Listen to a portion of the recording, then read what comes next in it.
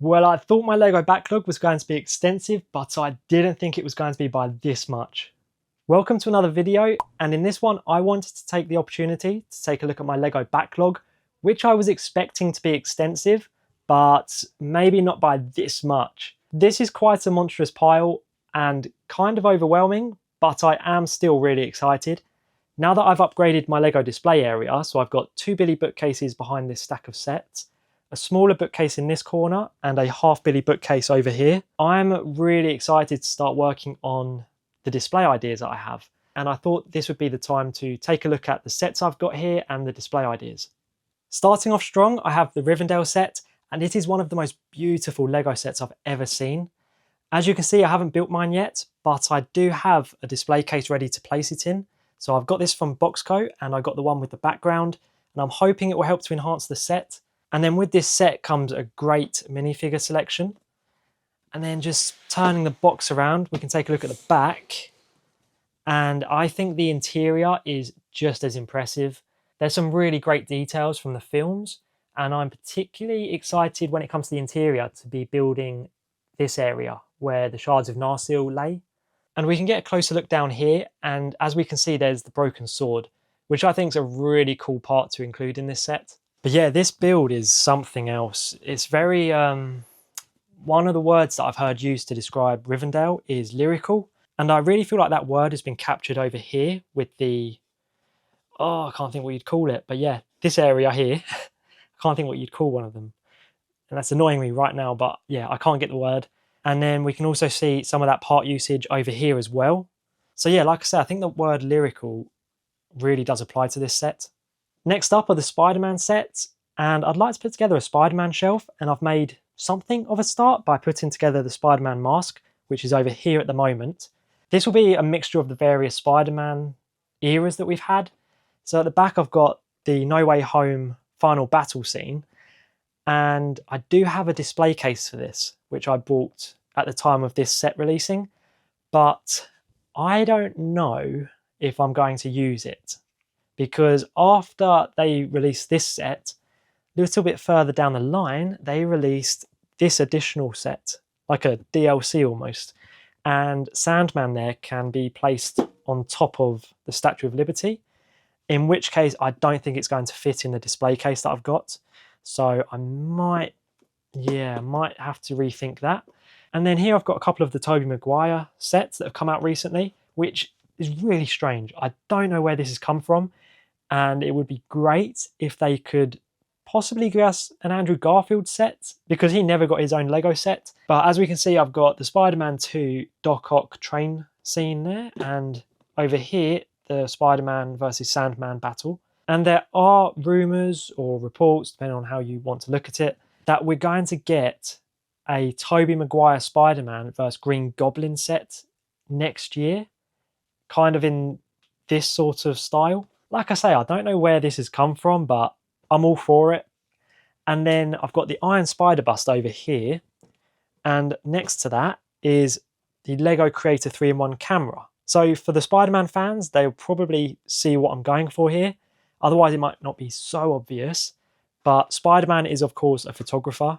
And I managed to get this set half price in Asda, which when I saw it half price, I couldn't believe it because I had it on my mind as part of this display idea. So yeah, I very quickly snapped up that deal. And yeah, this will be part of it. I think it will display really nicely with the Spider-Man mask. So we'll see what comes of that. And yeah, that for now is the Spider-Man sets that I've collected. Here are the Star Wars sets in the backlog. And when it comes to this theme, I have an idea, which is to have a prequel display and an original trilogy display. I think that would be a decent way to approach this theme. When it comes to Lego Star Wars, there's loads of original trilogy sets. I mean, to the point where they're repeating quite a lot. And then I feel like the prequels come in second place with the amount of sets we get given. And then other stuff is kind of very much hit and miss. So as someone that's focusing on the George Lucas era, I should be able to do pretty well. And right now I've got 3 prequel sets ready to build. So I've got the Acclamator class assault ship, the Droidica, and the Mos Espa pod race diorama.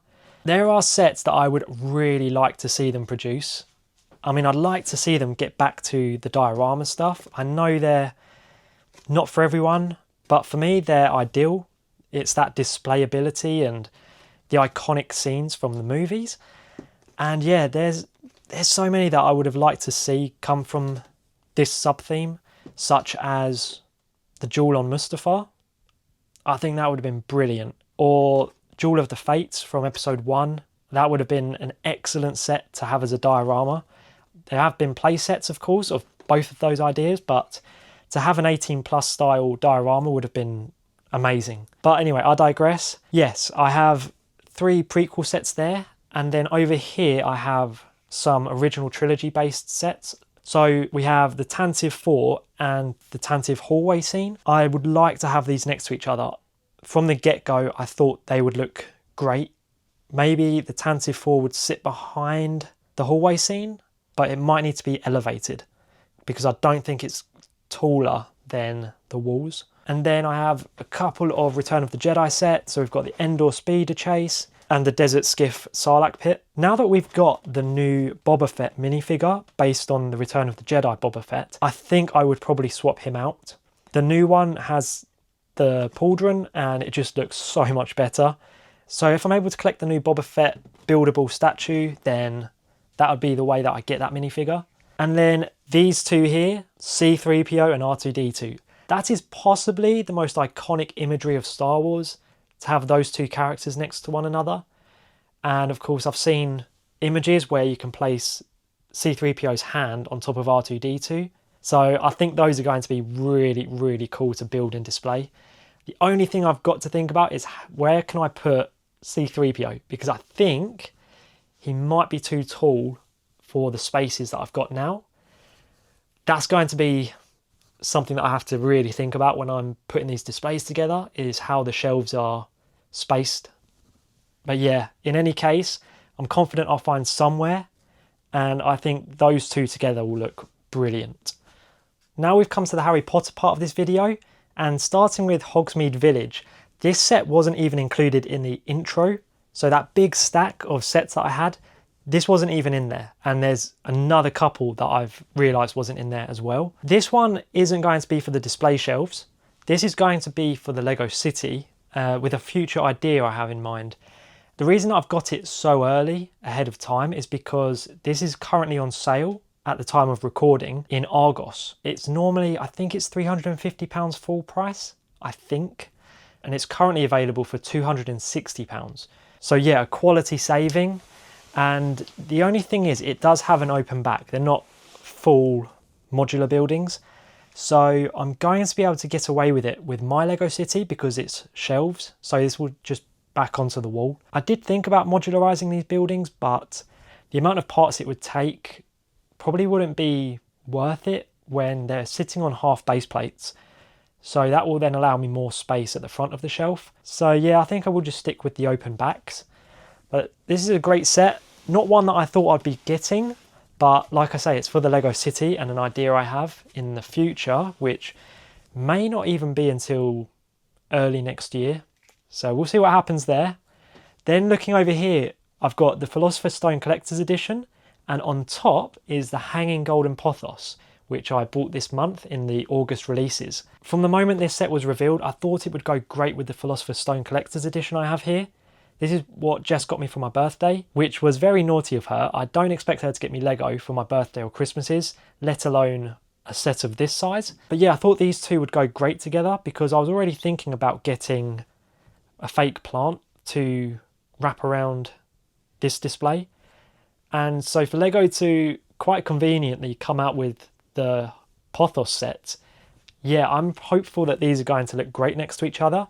And maybe there's a chance I'd buy another one so that they could go one either side, but we'll see. Right now, I'm just pleased that I've got my hands on one of these, and then this is going to be my first build for the new display shelves.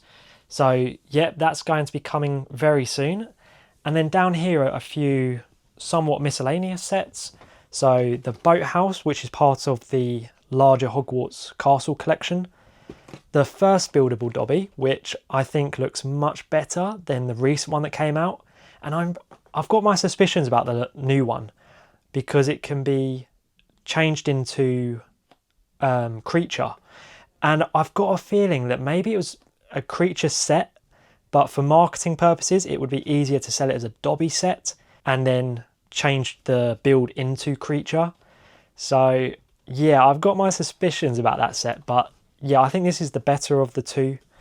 And then I've got a small flying forward Anglia. Now somewhere I do have a Wicked Brick display stand, which I'm intending to use for this set so that it can be in flight mode whilst it's on display. So yeah, that's something I've got in mind for that, but there's a chance I might end up using that display stand for another set, which I'll get round to in a moment.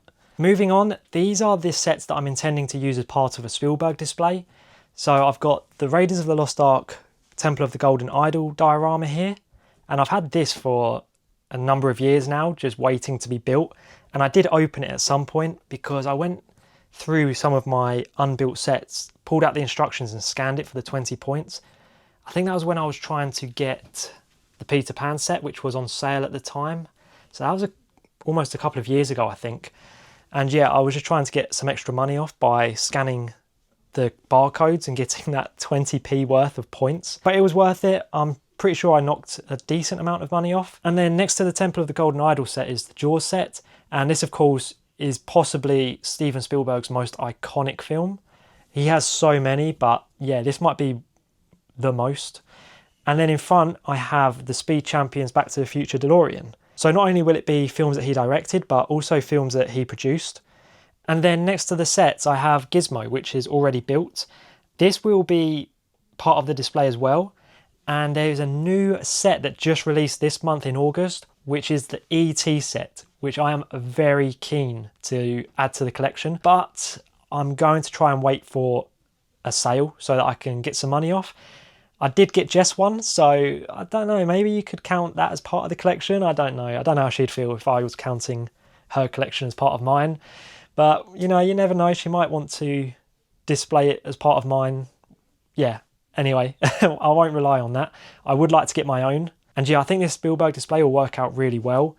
And of course, another one that just came to my mind is The Goonies, which is a big set. So, well, to be fair, these two are big sets as well. So I'm not too sure about space, but I don't want to give it too much thought.